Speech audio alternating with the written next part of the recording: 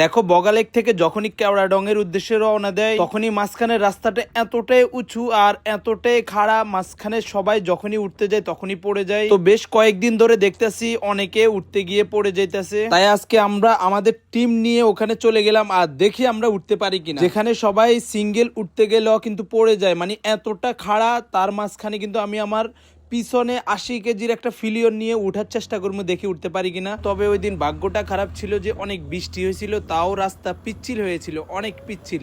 তার মাঝখান দিয়ে পুরোটা খাড়া একটা রাস্তা আমরা উঠতেছিলাম।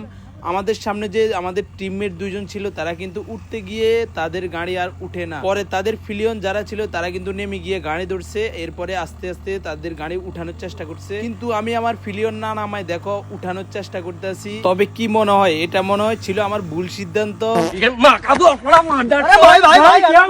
আসসালামু আলাইকুম গাইস, কেমন আছো সবাই? তো দেখো আমরা কিন্তু বান্দরবন থেকে ডাইরেক্ট চলে গেলাম রুমার উদ্দেশ্যে, আর ওখান থেকে আমরা কোনো কিছু না দেখে ডাইরেক্ট বগালেকে চলে গেছি। আর আমাদের বাইক 10টা ছিল, 10টাতে মোট 17 জন আমরা লোক ছিলাম, যার কারণে আমাদের সাথে 2 জন গাইড দিছে ওখান থেকে, যাতে করে তারা সুন্দর মতো আমাদেরকে কেওড়াডং-এ নিয়ে যেতে পারে। কিন্তু রুমা থেকে যখনই আমরা বগালেকে যাই তখনই রাস্তাগুলো ছিল পুরাটা ভয়ঙ্কর। এরপরে ওখানে গাইড যারা ছিল তারা কিন্তু বলছে যে সামনের রাস্তাগুলো আরো মারাত্মক। এটা শুনে আমাদের ওখানে থাকা 10 জন বাইকের মধ্যে 2 জন বাইক সিদ্ধান্ত নেয় যে উপরে উঠবে না, মানে তারা কেওড়াডং-এ যাবে না। তাই আমরা সিদ্ধান্ত নিলাম মোট আমরা 8টা বাইকে যাব আর 2টা বাইক নিচে থাকবে। এজন্য সবার আগে আমরা রওনা দিয়ে দিই। আর দেখো আমাদের সামনে 2টা বাইক পড়ে গেছে, কিন্তু আমারটা পড়তে পড়তে প্রায় আমি পুরোটা বেঁচে গেছি। মানে পাহাড়ে উঠার জন্য তোমার গাড়ির থেকে বেশি হচ্ছে স্কিল প্রয়োজন, কারণ শহরের রাস্তায় যেমন তোমরা সোজা ট্রেনে উঠে যাওয়া যায়, কিন্তু এখানে তেমন না। এই রাস্তাগুলোতে কিছু কিছু জায়গাতে তোমরা 1 গিয়ার ইউজ করতে হবে, কিছু কিছু জায়গাতে তোমরা 2 গিয়ার ইউজ করতে হবে, তা না হলে কিন্তু গাড়ি উপরে উঠবে না।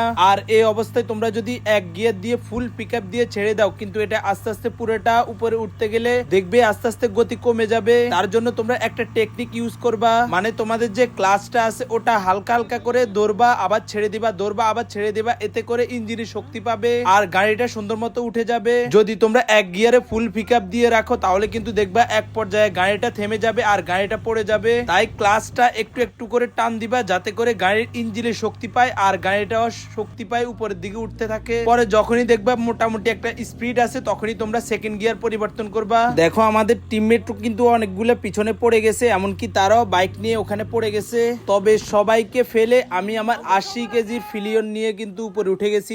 ওই খুশিতে দেখো আমার ফিলিয়নে কি বলে।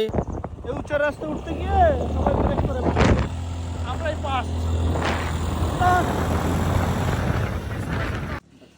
দেখো অলরেডি আমরা যে জায়গাতে উঠছি পিছনে অনেকগুলো বাইক রয়ে গেছে, তারপর